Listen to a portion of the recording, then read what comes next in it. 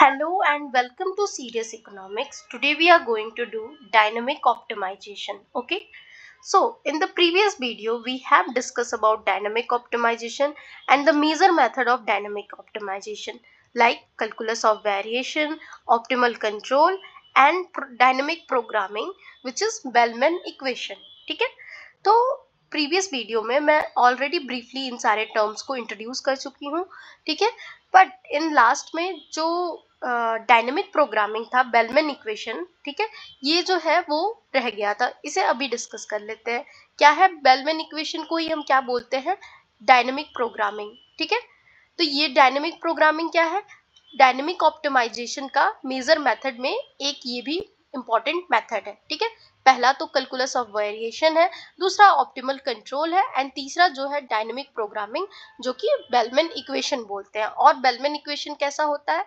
तो V K equal to max u c plus beta भी K dash. ठीक है. ये कोई रटने वाली चीज नहीं है, बस देखना है, समझना है कि कैसा ये इक्वेशन रिप्रेजेंट होता है. एग्जाम में अगर आ जाए तो आप आराम से टिक कर सको. ठीक है. तो ये रहा बेलमैन इक्वेशन जो है इस तरह से रिप्रेजेंट होता है. इसी को हम लोग बोलते हैं डायनेमिक प्रोग्रामिंग मेथड, जिससे हम डायनेमिक ऑप्टिमाइजेशन करते हैं. ठीक है. चलो अब हम इन डिटेल पढ़ने वाले थे इस वीडियो में, तो स्टार्ट करते हैं. तो डायनेमिक ऑप्टिमाइजेशन. ठीक है. डायनेमिक ऑप्टिमाइजेशन को हमने समझा था कि स्टैटिक ऑप्टिमाइजेशन सिर्फ बेस्ट पॉइंट ढूंढता है. ठीक है. बट जो डायनेमिक ऑप्टिमाइजेशन होता है वो बेस्ट पाथ ओवर टाइम ढूंढता है. ठीक है.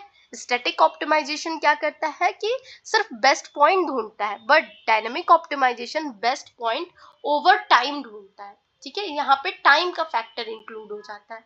ठीक है. एग्जाम्पल के तौर पे फर्म सिर्फ आज का प्रॉफिट मैक्सिमाइज नहीं करती है, फ्यूचर का भी प्रॉफिट मैक्सिमाइज करती है. इसलिए ये जो है डायनेमिक ऑप्टिमाइजेशन इंपॉर्टेंट हो जाता है. ठीक है. अब differential equation and language of dynamics समझते हैं. ठीक है. Differential equation and the language of dynamics मतलब कि डिफरेंशियल इक्वेशन बताता है, क्या बताता है डिफरेंशियल इक्वेशन? कि वेरिएबल टाइम के साथ कैसे चेंज हो रहा है. ठीक है. Differential equation and the language of dynamics में हम ये पढ़ेंगे कि वेरिएबल जो है, जो भी वेरिएबल है वो टाइम के साथ कैसे चेंज हो रहा है. याद रखना जो डायनेमिक ऑप्टिमाइजेशन है उसमें मेजर फैक्टर ही टाइम है. ठीक है. तो हम डिफरेंशियल इक्वेशन जो है इसमें ये देखते हैं कि टाइम के साथ जो वेरिएबल है वो कैसे चेंज हो रहा है. ठीक है. चलो डिफिनीशन समझते हैं क्या कह रहा है. Differential equation is an equation involving a variable. ऐसा इक्वेशन जो वेरिएबल को इन्वॉल्व कर रहा है and it's rate of change, और उसके रेट ऑफ चेंज को भी इन्वॉल्व कर रहा है, जिसे रेट ऑफ चेंज को क्या बोलते हैं? डेरिवेटिव. ठीक है. तो ऐसा इक्वेशन, ऐसा डिफरेंशियल इक्वेशन जो कि वेरिएबल को इन्वॉल्व कर रहा है, रेट ऑफ चेंज को इन्वॉल्व कर रहा है. ठीक है. And it describe how something evolve over time, और ये बताता है कि कैसे कोई चीज जो है ओवर टाइम इवॉल्व हुई है. ठीक है. लाइक हाउ कैपिटल ग्रोज, कैसे कैपिटल बढ़ा है, प्राइस कैसे एडजस्ट हुआ है और डेप्ट कैसे एक्यूमुलेट किया है. ठीक है. तो ओवर टाइम कैसे चीजें इवॉल्व हुई हैं, ये है हमारा डिफरेंशियल इक्वेशन बताता है. ठीक है. द लैंग्वेज ऑफ डायनेमिक्स, जो डायनेमिक्स की लैंग्वेज है. ठीक. तो अच्छा, इसका जनरल फॉर्म होता है रिप्रेजेंट करने का डिफरेंशियल इक्वेशन को. ठीक है. तो चलो जनरल फॉर्म देखते हैं किस तरह से रिप्रेजेंट किया जाता है. तो जनरल फॉर्म इसका होता है dy by d t plus a y equal to b. ठीक है. ये जो है इसका जनरल फॉर्म है. सी फर्स्ट ऑर्डर लीनियर जिसे कह रहे हैं, ये इसका जनरल फॉर्म है. जनरल फॉर्म में हम कैसे इसको रिप्रेजेंट करते हैं? dy by d t plus a y equal to b. क्या है y? y यहाँ पे जो है वेरिएबल है. ठीक है. And dy by d T क्या शो कर रहा है? dy बाई डी टी जो है ये बता रहा है चेंज कैसा आ रहा है वेरिएबल में ओवर टाइम. ठीक है. चेंज वेरिएबल में कैसा आ रहा है ओवर टाइम जो है ये बताता है हमारा dy by d T. And what is a and b? तो a एंड b यहाँ पे कांस्टेंट है. a एंड b जो है यहाँ पे कांस्टेंट है. ठीक है. तो ये हो गया हमारा general form of differential equation, जिसमें dy by d t plus a y equal to b जो है एक जनरल फॉर्म है. ठीक है. अब देखो इसका ओवरऑल इकोनॉमिक मीनिंग क्या होता है. तो सपोज कि y जो है कैपिटल स्टॉक है. ठीक है. देन इक्वेशन क्या बन सकता है? अगर मान लेते हैं कि y जो है कैपिटल स्टॉक है, फिर इक्वेशन क्या बनेगा, तो इक्वेशन बन जाएगा dk by dt equal to equal to sy by del K. ठीक है, मतलब देखो अभी जैसे y जो है वेरिएबल था तो वो इक्वेशन बना, अगर y जो है कैपिटल स्टॉक हो जाए तो इक्वेशन जो है हमारा क्या बन जा रहा है, इक्वेशन बन जा रहा है dk by dt sy by del K. ठीक है, जहां पे s जो है सेविंग हो जा रहा है। ठीक है, सेविंग क्या कर रही है, कैपिटल को इंक्रीज कर रही है, सॉरी सेविंग क्या कर रही है, कैपिटल को इंक्रीज करती है। डेप्रिसिएशन क्या कर रहा है, यहाँ पे कैपिटल को डिक्रीज कर रहा है। ठीक है, कैपिटल को डिक्रीज कर रहा है। जब हम y को कैपिटल स्टॉक मान रहे हैं तब हम जो डेरिवेटिव है या रेट ऑफ चेंज जो है वो कैपिटल के फॉर्म में ही दिखाएंगे। ठीक है, तो चलो ये एक इकोनॉमिक इंटरप्रिटेशन मैंने बता दिया डायनेमिक डिफरेंशियल इक्वेशन का। ठीक है, इसका जनरल फॉर्म हमने अभी क्या देखा, dy by d t plus a y equal to b. ठीक है, जहां पे a एंड b जो है कांस्टेंट है, y जो है वेरिएबल है, डिवाई बाई dt जो है वो बताता है चेंज कैसा हो रहा है वेरिएबल में ओवर टाइम। ठीक है, अच्छा अब बात करते हैं डिफरेंशियल इक्वेशन जो अभी बात कर रहे हैं, इसमें स्टेबिलिटी की बात करते हैं कि क्या है solution and stability first order linear, मतलब जो जनरल फॉर्म है इसमें स्टेबिलिटी क्या है, तो स्टेबिलिटी जो है स्टेबल तब होगा जब स्टेबल तब होगा, याद रखना, जब a जो है ग्रेटर देन जीरो हो। a जो है ग्रेटर देन जीरो हो तब क्या होगा, स्टेबल होगा। कैसे, क्यों, तो सोल्यूशन में जब एक्सपोनेंशियल टर्म होता है, जैसे सोल्यूशन में जब ये एक्सपोनेंशियल टर्म है e पे माइनस एटी जब पावर है, तो वो अगर क्या है e पे माइनस एटी, अगर e पे माइनस सॉरी ई पे जो पावर माइनस एटी है, अगर ये जो a है वो ग्रेटर देन जीरो हो, ये जो a है वो अगर ग्रेटर देन जीरो हो, देन e माइनस एटी जो है क्या होगा, e माइनस एटी जो है वो विथ टाइम इंक्रीज करेगा, विथ टाइम इंक्रीज करेगा, मींस कि सिस्टम जो है इक्विलिब्रियम की तरफ मूव करेगा। क्या करेगा, सिस्टम जो है वो इक्विलिब्रियम की तरफ मूव करेगा, मतलब जीरो की तरफ मूव करेगा।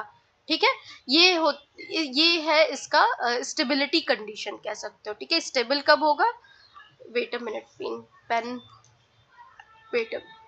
ठीक है, तो स्टेबिलिटी की कंडीशन समझ आई कि क्या है, कि जब ए जो है हमारा, ए जो है वो क्या होगा, वो अगर ग्रेटर देन जीरो होगा तो हमारा क्या होगा, स्टेबल कंडीशन। ठीक है, क्या हो गया है पेन को,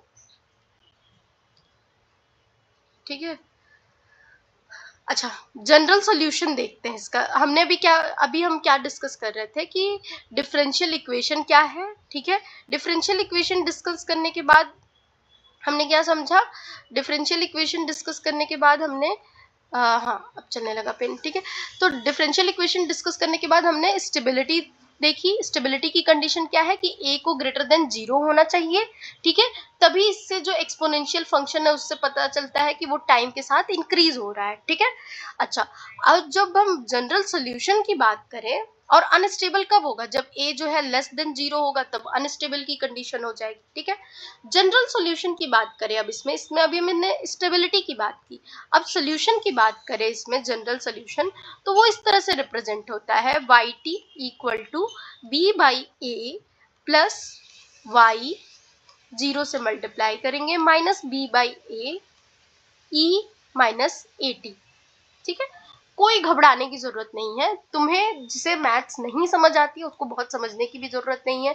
बेसिक मैथ्स जो है हमारा डिफरेंशिएशन और इंटीग्रेशन ही है इकोनॉमिक्स में, बाकी गेम थ्योरी इंपॉर्टेंट है। ये जो है ये फॉर दैट पर्सन जो ऑलरेडी मैथ्स जानता है, या फिर जिसको जेआरएफ से अबव पीएचडी में भी काफी वर्क करना है, उसका क्वांटिटेटिव रिसर्च टाइप होगा, तो उसके लिए काफी मतलब जरूरी है कि वो ये सब सीखे। ठीक है, तो देखो यहाँ पे याद करने वाली कोई चीज नहीं है, जो नॉन मैथ्स भी है वो भी याद मत करो, बस ये सोचो कि ये जो है ये इक्वेशन है किसी थ्योरम की, जैसे हम लोग हमेशा पढ़ते थे ना, ऑलरेडी प्रूव्ड इक्वेशन है।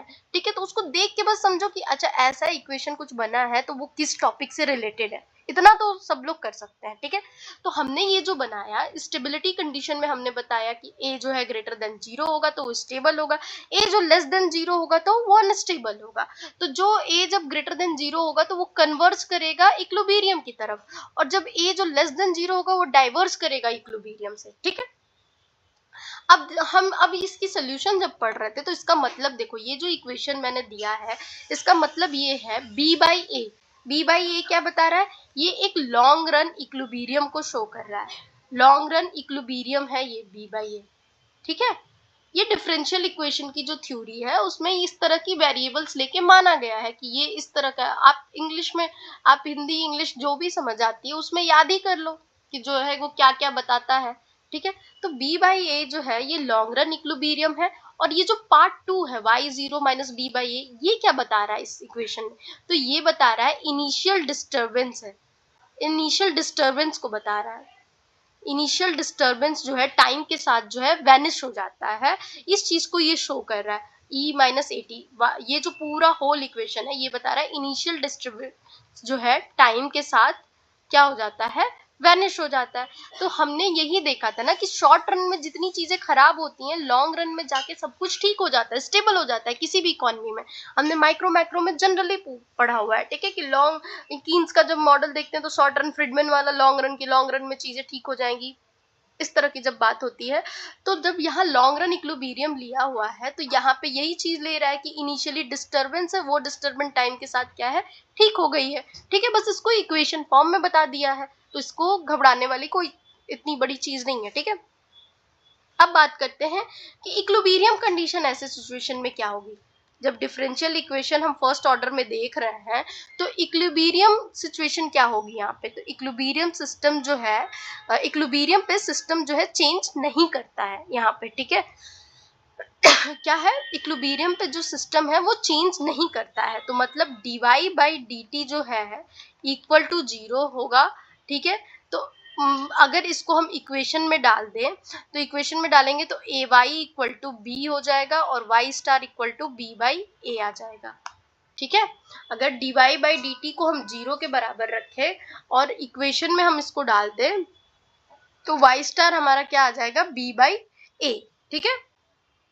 अच्छा, अब देखते हैं हम लोग डिफरेंशियल इक्वेशन जो है इसी इक्वेशन में हमने डाला है। याद रखना यही जो dy बाई dt को हमने क्या माना यहाँ पे, 0, तो हमने इसी इक्वेशन में यहाँ 0 रखा plus a y equal to b, तो वाई स्टार क्या आ गया, बी बाई ए, और बी बाई ए हमारा क्या शो कर रहा है, लॉन्ग रन इक्विलिब्रियम, ठीक है। और ये पूरा पाथ क्या शो कर रहा है, ये जो है इनिशियल डिस्टरबेंस के साथ टाइम इनिशियल डिस्टरबेंस जो है टाइम के साथ वैनिश हो जा रहा है, इस इक्वेशन के साथ हमारा ये रिप्रेजेंट कर रहा है, ठीक है।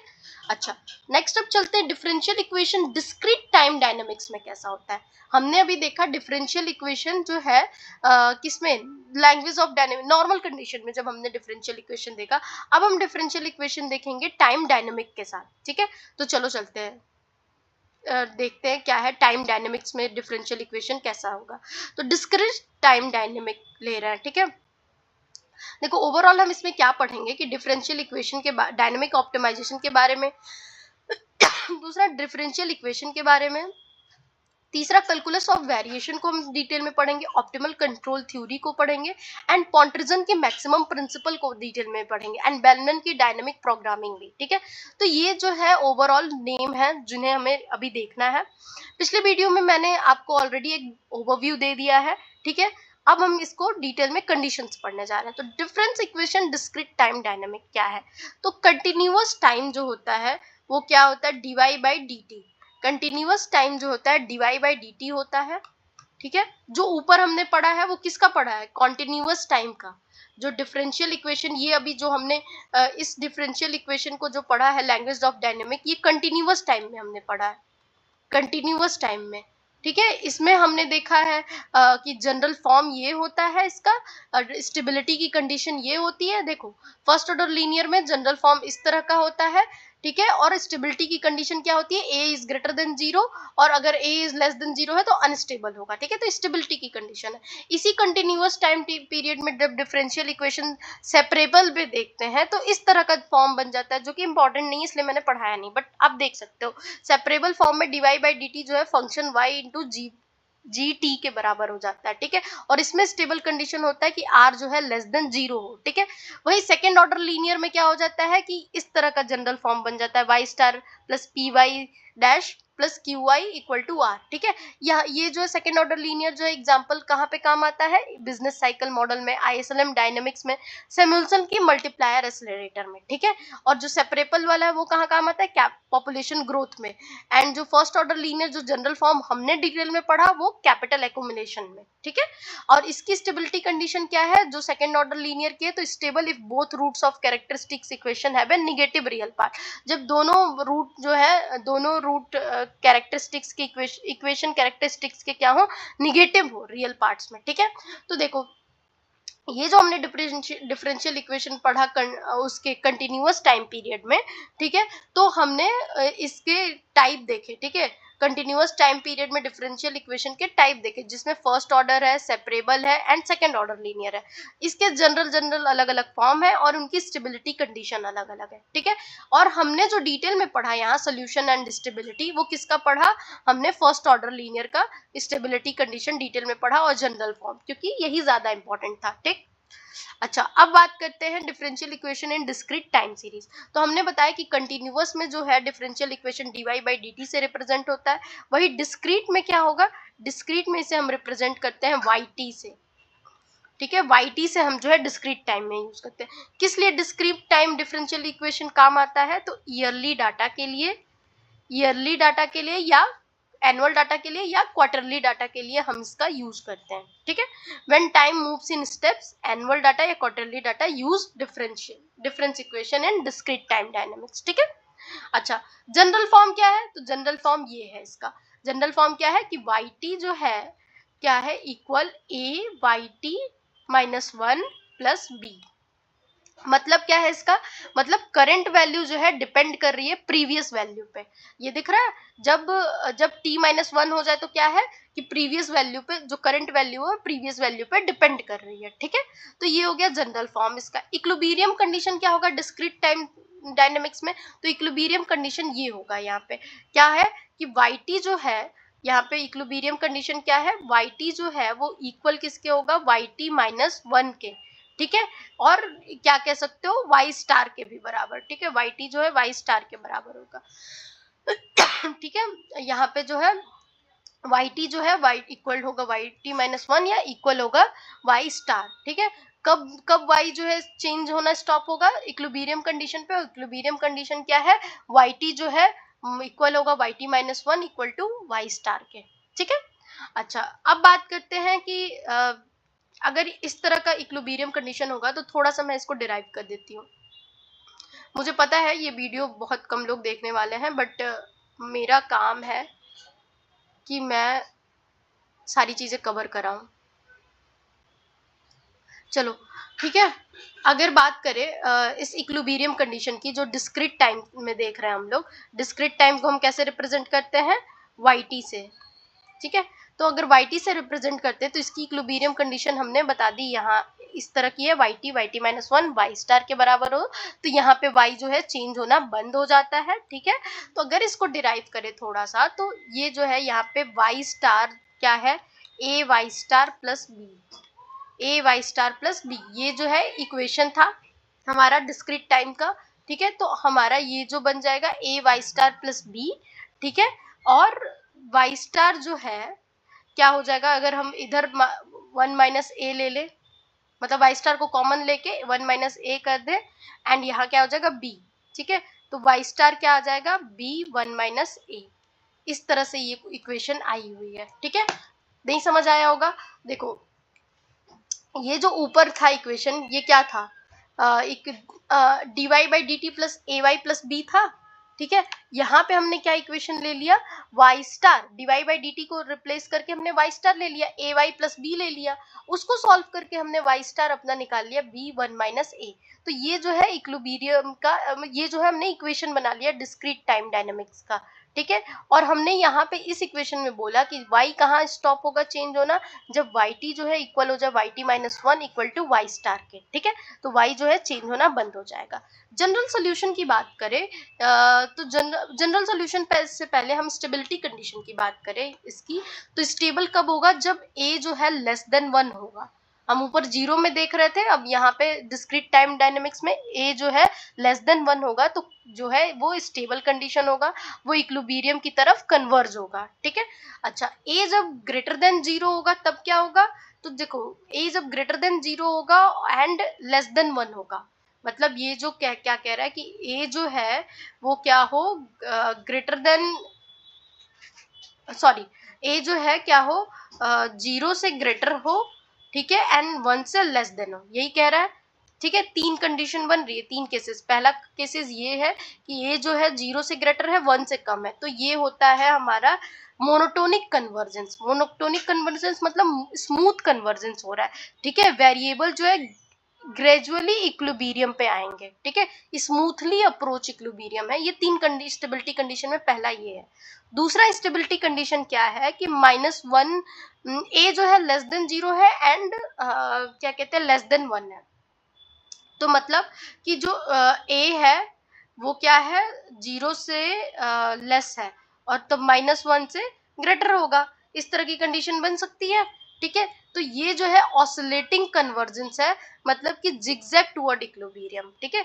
ऑसिलेटरी कन्वर्जेंस होगा इक्विलिब्रियम की तरफ और जिगजैग मूवमेंट में होगा अगर इस तरह की कंडीशन है, तो क्या। तीसरा जो है, अगर ये जो है ग्रेटर देन 1 है तो डाइवर्ज हो जाएगा, वो इक्विलिब्रियम से अनस्टेबल हो जाएगा, इक्विलिब्रियम से हट जाएगा, ठीक है, सिस्टम जो है अनस्टेबल हो जाएगा। अगर क्लासिक एग्जांपल लें तो वो है कॉबवेब मॉडल का, ठीक है। कॉबवेब मॉडल का कॉबवेब मॉडल में जो एग्रीकल्चर प्राइस का फेमस मॉडल है ये कॉबवेब मॉडल, ठीक है, जहाँ पे कंडीशन क्या होती है स्टेबल की, कि अगर सप्लाई स्लोप जो है अगर सप्लाई स्लोप जो है वो डिमांड स्लोप, ठीक है, लेस देन हो 1 से, तो क्या हो जाएगा, वो स्टेबल हो जाएगा, ठीक है। ये है कॉबवेब मॉडल, मतलब classic example discrete time dynamics की स्टेबिलिटी का, ठीक है। अगर देखो किसी को कुछ नहीं आया, अगर समझ में दिमाग के ऊपर जा रहा है, तो ये समझने वाली चीज 2 दिन की तो है नहीं, ठीक है। ये जब हम समझ सकते हैं कैसे, जब प्रॉपर हमने बेस अच्छा किया हो इस चैप्टर को पढ़ने के लिए। और बेस अच्छा भी करने की जरूरत नहीं है, यहाँ भी जो पढ़ा रहे हैं कॉन्सेप्ट क्लियर हो गया, क्वेश्चन लगाओ, क्वेश्चन बन रहा है तो बेस अच्छा है, नहीं है तो फिर उसे सीखो, ठीक है। और नहीं सीख रहा है तो रट जाओ फॉरन, अगर एमसीक्यू पर्पज से पढ़ना है तो रट जाओ। डायनेमिक ऑप्टिमाइजेशन क्या होता है, डिफरेंशियल इक्वेशन जो है कंटिन्यूअस में क्या होता है, ठीक है, इसकी क्या स्टेबिलिटी कंडीशन है, रट जाओ। इसमें क्या ही प्रॉब्लम होगी। Differential equation discrete time dynamics में क्या होता है, ठीक है, स्टेबिलिटी कंडीशन इसकी क्या है, ठीक है, बस रट जाओ, क्या करना है। अब बात करते हैं calculus of variation. Calculus of variation optimising over path, ठीक है। कैलकुलस ऑफ वेरिएशन क्या है, तो अब जो है अब ऑप्टिमाइजेशन के टाइम के अक्रॉस करना है, ठीक है। कैलकुलस ऑफ वेरिएशन हम पहले पढ़ चुके हैं, पिछला वीडियो देखे बिना इस वीडियो पे बिल्कुल मत आना, सब ऊपर से जाएगा। कैलकुलस ऑफ वेरिएशन क्या है कि अब ऑप्टिमाइजेशन टाइम के अक्रॉस करना है, ठीक है। तो देखो टाइम के अक्रॉस जब करना है हमें ऑप्टिमाइजेशन टाइम के अक्रॉस, तो अगर यही स्टैटिक ऑप्टिमाइजेशन होता तो क्या होता, स्टैटिक ऑप्टिमाइजेशन में हम इस तरह का लिखते हैं मैक्स फंक्शन एक्स, ठीक है। और वही डायनामिक ऑप्टिमाइजेशन में क्या करेंगे, डायनामिक ऑप्टिमाइजेशन में हम लिखेंगे, मैक्स फंक्शन सॉरी इंटीग्रेट, ठीक है, max integrate function t y had, ठीक है, एंड डी टी, ठीक है। इस तरह से हम डायनेमिक ऑप्टिमाइजेशन का फंक्शन लिखते हैं, ठीक है। अच्छा, अब देखो यहाँ हम एक नंबर मैक्सिमाइज नहीं कर रहे हैं कैलकुलस ऑफ वेरिएशन में, हम पूरा पाथ ही मैक्सिमाइज करेंगे, इसी को हम लोग बोलते हैं फंक्शनल, ठीक है। यही जो है फंक्शनल होता है। एग्जाम्पल में मान लो क्वेश्चन पूछे कि कौन सा इन्वेस्टमेंट पाथ मैक्सिमम प्रॉफिट देगा, ये पूरा पाथ ही हम मैक्सिमाइज कर रहे हैं, किसी नंबर को नहीं कर रहे हैं। तो देखो कैलकुलस ऑफ वेरिएशन क्या है कि instead of maximising a function of number like profit, we want to maximize a functional which takes an entire path as a input। हम सिर्फ प्रॉफिट नहीं यहाँ मैक्सिमाइज कर रहे हैं, हम पूरा फंक्शनल पाथ ही मैक्सिमाइज कर रहे हैं कैलकुलस ऑफ वेरिएशन में। ठीक है, एग्जांपल में हमने देख लिया कि हमको अगर मैक्सिमाइज करना हो इन्वेस्टमेंट पाथ, ठीक है, तो हम जो है मैक्सिमाइज करेंगे टोटल डिस्काउंटेड प्रॉफिट। ठीक है, चलो अगर बात करते हैं यूलर लैग्रेंजियन इक्वेशन की। ठीक है, यूलर लैग्रेंजियन इक्वेशन क्या है, तो ये मोस्ट इंपॉर्टेंट फॉर्मूला है यूलर लैग्रेंजियन इक्वेशन का। यूलर थ्योरम भी मैंने करा रखा है, आप एक बार वीडियो जरा चेक करना, मैथमेटिकल इकोनॉमिक्स की प्लेलिस्ट में आप यूलर थ्योरम भी वहां से आराम से समझ सकते हो। ठीक है, तो देखो यूलर लैग्रेंजियन इक्वेशन का जो फॉर्मूला होता है वो ये होता है del f equal to del y d by minus d t. ठीक है, del f del y equal to 0।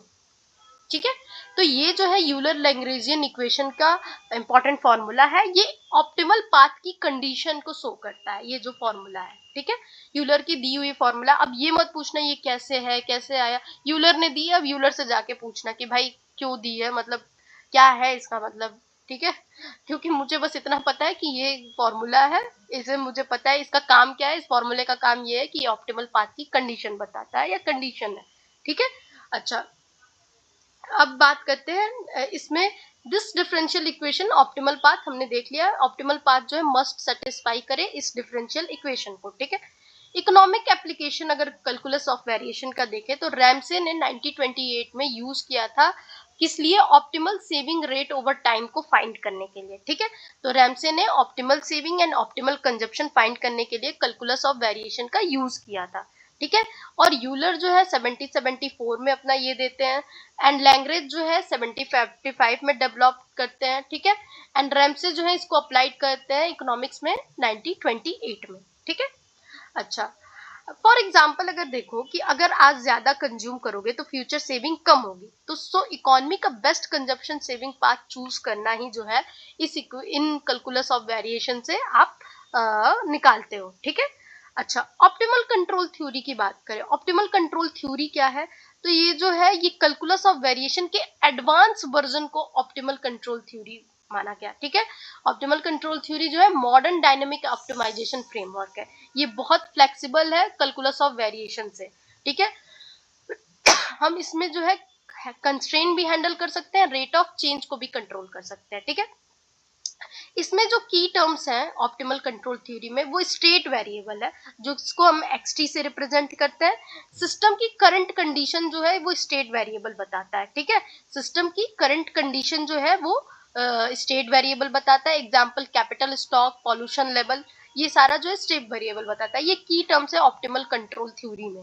दूसरा इस थ्योरी में की टर्म है कंट्रोल वेरिएबल, जिसको हम यूटी से रिप्रेजेंट करते हैं। ठीक है, कंट्रोल वेरिएबल क्या है कि डिसीजन वेरिएबल इसे कहते हैं, the decision we can choose at each moment, जो डिसीजन हम ईच मोमेंट में चुनते हैं।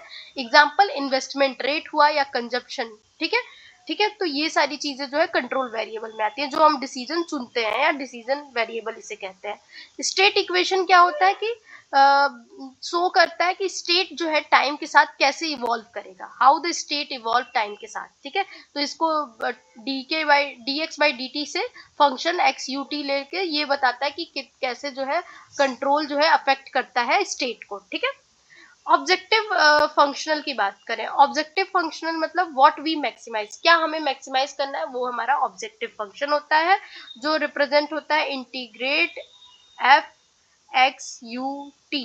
ठीक है, ये कोई वेरिएबल है एफ एक्स यू टी जो इस थ्योरी में मानी गई है, उनका फंक्शन लगा देना है, उनको इंटीग्रेट करके हमारा जो है ऑब्जेक्टिव फंक्शन निकलेगा व्हाट वी मैक्सिमाइज। ठीक है, को स्टेट वेरिएबल जो है ये एक पार्ट है, मतलब 5 जो है की टर्म्स हैं ऑप्टिमल कंट्रोल थ्योरी में, याद रखना, state variable, control variable, state equation, objective function and को स्टेट वेरिएबल। को स्टेट वेरिएबल को लैम्डा टी से रिप्रेजेंट कर रहा है, जो shadow price of state variable है, जिस मान लो शैडो प्राइस और डायनेमिक लैग्रेंज मल्टीप्लायर की तरह है, ठीक है। शैडो प्राइस स्टेट वेरिएबल है like Lagrange multiplier but for dynamic problem.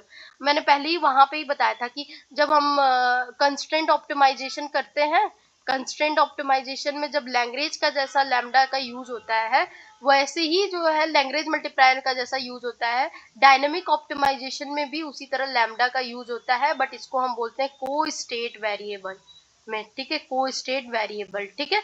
जब हाफ पार्शियल डेरिवेटिव कर करके सब निकालते हैं तो, ठीक है। और इसको हम लोग और क्या कहते हैं, एडजॉइंट वेरिएबल, ठीक है। अब बात करते हैं पॉन्टरिजन मैक्सिमम प्रिंसिपल की, ठीक है, पॉन्टरिजन मैक्सिमम प्रिंसिपल की। अच्छा, इससे पहले मैंने हैमिल्टन की कंडीशन नहीं ली है क्या? अच्छा ठीक है, मैं यहाँ पे बता देती हूँ। इसी में जो है हैमिल्टोनियन फंक्शन के बारे में। हैमिल्टोनियन फंक्शन क्या है? तो ये मोस्ट इंपॉर्टेंट फंक्शन होता है, इसका डेफिनेशन हम पढ़ चुके हैं। इसका मतलब ये है कि करंट बेनिफिट जो है plus future effect of state variable को शो करता है, ठीक है। करंट बेनिफिट और future effect of state variable को शो करता है, जिसका जिसका मतलब जिसको इस तरह से रिप्रेजेंट करते हैं। एक्स यू टी फंक्शन जो है, एक्स यू टी को प्लस कर दे रहे हैं lambda F x u T. बस कंस्ट्रेंट लैग्रेंज कंस्ट्रेंट ऑप्टिमाइजेशन को याद करो, जिसको हम लैग्रेंज मल्टीप्लायर से मल्टीप्लाई करते थे। उसी तरह जो है हैमिल्टनियन फंक्शन जो है वो शो होता है, ठीक है। हैमिल्टनियन फंक्शन जो है यहाँ पे ऑप्टिमल कंट्रोल थ्योरी में जो को स्टेट वेरिएबल है उसमें भी इसी तरह दिखाते हैं, ठीक है। तो बस इसको याद रखना कि कोई फंक्शन है एक्स यू टी, जिसको lambda F x u T से मल्टीप्लाई कर रहा है, ऐसा कुछ दिया हो तो वो हैमिल्टनियन फंक्शन है, ट्रिक कर देना, ठीक है। मतलब करंट बेनिफिट को यहाँ पे, ये जो करंट बेनिफिट है, ठीक है, करंट बेनिफिट और ये जो है फ्यूचर बेनिफिट को प्लस कर रहा है, ठीक है, फ्यूचर इफेक्ट को प्लस कर रहा है। फिर हम बात करते हैं पॉन्टरिजन का मैक्सिमम प्रिंसिपल। ये क्या है? पॉन्टरिजन का मैक्सिमम प्रिंसिपल बोलता है कि हर मूवमेंट पे हैमिल्टनियन मैक्सिमाइज होना चाहिए, ठीक है। तो पॉन्टरिजन मैक्सिमम प्रिंसिपल जो है 1956 में है। ये क्या नेसेसरी कंडीशन देता है ऑप्टिमल कंट्रोल की। ये बोलता है कि एवरी मूवमेंट पे जो ऑप्टिमल कंट्रोल है यू स्टार टी, जिससे रिप्रेजेंट करते हैं ऑप्टिमल कंट्रोल, जो है मैक्सिमाइज करे हैमिल्टनियन एच को, ठीक है। तो पॉन्टरिजियन मैक्सिमम प्रिंसिपल ये नेसेसरी कंडीशन दे देता है ऑप्टिमल कंट्रोल के लिए, और कहता है कि हर एक मूवमेंट पे जो ऑप्टिमल कंट्रोल है वो मैक्सिमाइज करे हैमिल्टनियन एच को, ठीक है। और नेसेसरी कंडीशन क्या है हैमिल्टनियन एच मतलब पॉन्टरिजियन का, तो वो देख लेते हैं। तो देखो, पहले तो ये हमने देख लिया द हैमिल्टनियन इक्वेशन कैसा है, तो ये इस तरह से रिप्रेजेंट होगा, हमने देख चुके हैं। एफ एक्स यू टी जो है करंट वैल्यू है, flow of pay off at time t. Lambda t जो है को स्टेट वेरिएबल है, जिसको shadow price of state variable कहते हैं, ठीक है। और lambda t function x u t जो है ये value of change in state scarcity value को रिप्रेजेंट करता है। जब लैम्डा जो है कंस्ट्रेंट से मल्टीप्लाई होता है तो value of change in state scarcity value बताता है, ठीक है। अच्छा, नेसेसरी कंडीशन क्या है पॉन्टरिजियन की? तो नेसेसरी कंडीशन है, एक तो कंट्रोल कंडीशन है, ये पहला जो है कंट्रोल कंडीशन है, ठीक है। कंट्रोल कंडीशन में क्या है कि डेल एच जो है डेल यू के इक्वल 0 के हो, ठीक है। क्या इसको पढ़ रहे हैं? मैक्सिमाइज करो एच को विथ रिस्पेक्ट टू यू, जिसको इस तरह से लिखते हैं del h by del u equal to 0। ये कंट्रोल कंडीशन है, ये नेसेसरी कंडीशन का पहला कंडीशन है। 4 कंडीशन है हमारे, याद रखना पॉन्टरिजियन के 4 कंडीशन है। पहला है मैक्सिमाइज करो एच को with respect to del h by del u equal to 0, ठीक है। हैमिल्टन को u से मैक्सिमाइज करो, 0 के बराबर होगा, तो ये होगा आपका कंट्रोल मैक्सिमाइज। दूसरा जो है स्टेट इक्वेशन जो है नेसेसरी कंडीशन है पॉन्टरिजियन का। तो स्टेट इक्वेशन जो है इस तरह से रिप्रेजेंट करते हैं, dx by dt equal to del h by del lambda हो गया, यहाँ डेल यू था, यहाँ पे डेल लैम्डा हो गया, ठीक है। और ये जो है ये स्टेट इक्वेशन है, स्टेट इक्वेशन की नेसेसरी कंडीशन है। इस नेसेसरी कंडीशन को स्टेट इक्वेशन कहते हैं, ठीक है। स्टेट इवॉल्व एज गिवन, ठीक है। तो डेल एच डेल लैम्डा से dx बाई dt, अगर डेल एच डेल लैम्डा से पार्शियल डेरिवेट करते हैं तो स्टेट इक्वेशन आता है। को स्टेट में क्या होता है? तीसरी कंडीशन जो नेसेसरी है डेल लैम्डा डेल टी। तो हमने बताया ना लैम्डा जो है जो लैग्रेंजियन मल्टीप्लायर में काम करता था, ये यहाँ पे को स्टेट इक्वेशन में काम करता है। Del lambda plus del d t को जब क्या करते हैं पार्शियल डेरिवेट करते हैं तो ये जो है डेल एच डेल एक्स को, ठीक है। तो ये जो है को स्टेट की इक्वेशन है, ठीक है। बस सिंपल याद रखना lambda equal to minus del h upon में डेल एक्स, ठीक है। ट्रांजिटिविटी की कंडीशन है, ट्रांजिटिविटी की कंडीशन लैम्डा टी जो है इक्वल होता है 0 के, ठीक है। और if terminal state is free no scarcity at end, मतलब टर्मिनल टाइम पे स्कार्सिटी जो है खत्म हो जाती है, ट्रांजिटिविटी की कंडीशन है, ठीक है। तो लेव पॉन्ट्रिजन एंड कलीग्स जो है ये इसको प्रूव करते हैं 1956 में, एक landmark mathematics and economic theory था, ठीक है। अब आते हैं बेलमैन की डायनेमिक प्रोग्रामिंग, जिसको प्रिंसिपल ऑफ ऑप्टिमलिटी भी बोलते हैं, ठीक है। देखो यार, मुझे पता है लोगों के ऊपर जा रहा होगा, ठीक है, बस नाम सुन सुन के तो बस रट जाओ, एक बार रट लो तो फिर समझना तुम, क्योंकि इसका कोई सोल्यूशन नहीं है, मुझे पता है कुछ सोल्यूशन नहीं है इसका, बस इसको रट जाओ। क्या करना है, जैसे थ्योरी में याद करते हो अजम्पशन, इसकी 4 कंडीशन याद कर लो, 4 कंडीशन पॉन्टर्जन मैक्सिमम प्रिंसिपल की क्या है, पॉन्टर्जन मैक्सिमम प्रिंसिपल है क्या, ठीक है। ये हैमिल्टन इक्वेशन दिखता कैसा है, मतलब दिखता तो जो भी है पर ये बताता क्या है, तो करंट वैल्यू और फ्यूचर वैल्यू के इफेक्ट को बता रहा है, ठीक है। बस कि ऑप्टिमल कंट्रोल थ्योरी क्या होती है, बस ये समझो कि क्या है ऑप्टिमल कंट्रोल थ्योरी, फिर की टर्म कौन कौन से ऑप्टिमल कंट्रोल थ्योरी में आए हैं ये याद कर लिया। कैलकुलस ऑफ वेरिएशन क्या है, फिर उसमें कैलकुलस ऑफ वेरिएशन कहना क्या चाहता है, ठीक है। और जो कैलकुलस ऑफ वेरिएशन को इक्वेशन फॉर्म में कैसे मतलब शो करते हैं, ठीक। फिर इसी तरह differential equation, discrete time dynamics हुआ है, कॉन्टिन्यूअस क्या है, कंडीशन क्या है, रट जाओ। फिर बात है बेलमैन डायनेमिक प्रोग्रामिंग, इसको भी याद ही करना है, प्रिंसिपल ऑफ ऑप्टिमलिटी जिसे कहते हैं, principle of optimality bellman dynamic programming, ये जो है रिचर्ड बेलमैन का अप्रोच है, ठीक है। 1957 में उन्होंने दिया है, जो कि प्रिंसिपल ऑफ ऑप्टिमलिटी बताते हैं कि ऑप्टिमल पाथ का हर सब पाथ भी ऑप्टिमल होता है। क्या बताते हैं, ये एक अल्टरनेटिव अप्रोच देते हैं डायनेमिक ऑप्टिमाइजेशन का, ठीक है, जो कि प्रिंसिपल ऑफ ऑप्टिमलिटी बताते हैं। प्रिंसिपल ऑफ ऑप्टिमलिटी क्या देते हैं बेलमैन डायनेमिक प्रोग्राम में, कि optimal policy has the property that whatever the initial state and decision, the remaining decision must constitute an optimal policy with regard the state resulting from the first decision।